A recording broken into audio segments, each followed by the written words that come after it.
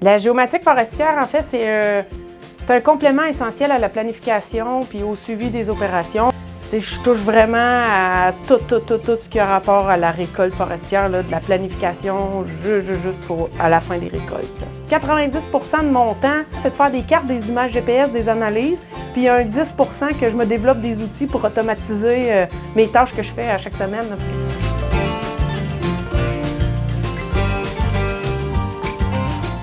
Écoute, j'avais 16 ans, là, puis on me faisait lire le guide Choisir à l'école, puis je disais « Oh my God, qu'est-ce que je vais faire? » Puis finalement, la foresterie m'intéressait, fait que j'ai terminé mon secondaire, puis je suis allée faire un DEP en aménagement de la forêt. Ça a duré 1 an et demi. Puis j'ai tout de suite été travailler en forêt. J'ai été technicienne là, pendant quasiment 10 ans, dans le fond. Là. Fait qu'à un moment donné, j'avais posé la question qui fait des images GPS, qui fait des cartes, tu sais. Puis là, on m'a dit, ben ça, c'est un géomaticien. Et puis à un moment donné, j'ai entendu parler de la technique en géomatique, spécialisation cartographie à Gatineau. C'est de la géomatique peut-être plus axée sur de l'arpentage. Tu vas toucher au logiciel. Ces logiciels-là, puis le côté informatique, créativité que tu vas apprendre à l'école va te permettre de postuler sur un poste de géomatique forestière. Par après, la coopérative forestière Mont-Laurier m'ont engagé, ils m'ont dit hey, « Kim, tu as 10 ans de terrain, puis tu as ta technique en géomatique, il faut que tu allies ça. » Aujourd'hui, je fais vraiment ce que j'ai toujours espéré faire, mixer la géomatique avec la foresterie. Ben, tu sais, je peux pas voyager, là, je peux pas faire le tour du monde comme j'aimerais. Fait que avec mon écran, mes photos, je vais fouiner plein d'affaires, les ruisseaux, j'aime beaucoup la pêche, la chasse, fait que je me trouve des petits secteurs, pas de chemin.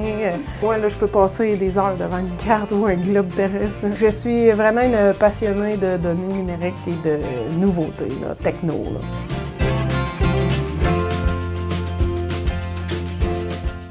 C'est un travail d'équipe. 90% de mon temps, c'est du travail d'équipe. Il y a beaucoup d'autres utilisateurs de la forêt, comme des villégiateurs, des chasseurs, des gens qui viennent, qui ont des chalets. Fait que j'ai besoin d'informations de mes amis, de mes tiers, mes collègues pour pouvoir faire un chantier complet.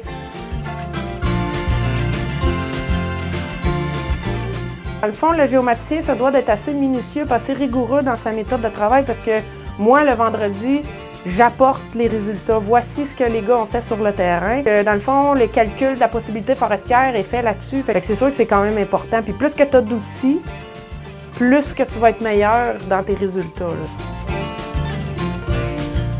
Les contraintes, c'est beaucoup l'environnement d'un côté, puis de l'autre côté, ben, c'est nous à l'interne d'optimiser notre rentabilité, nos coûts d'opération.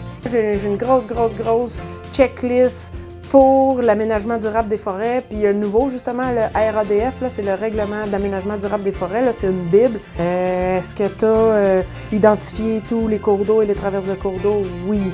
Est-ce que tu as identifié les milieux humides pour protéger la compactation et l'orniérage?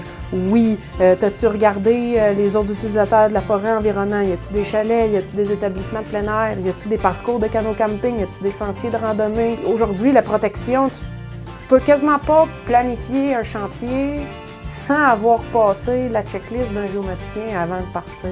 C'est ma carte, mais c'est notre travail d'équipe ici à l'interne.